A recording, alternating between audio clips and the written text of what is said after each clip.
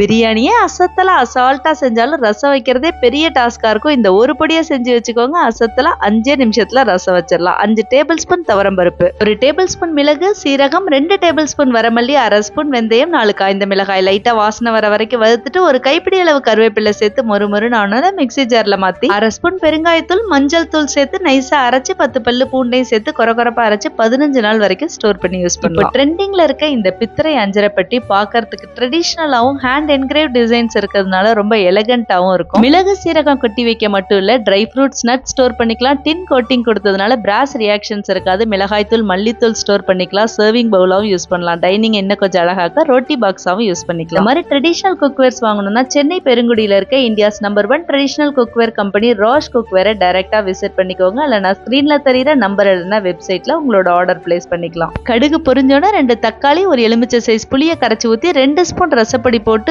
பொங்கி வந்தோன்னா அடுப்பை ஆஃப் பண்ணிட்டு மல்லி இலை தூவி இறக்குனீங்கன்னா அட்டகாசமா இருக்கு. கண்டிப்பா நீங்களும் ட்ரை பண்ணி பார்க்கணும்.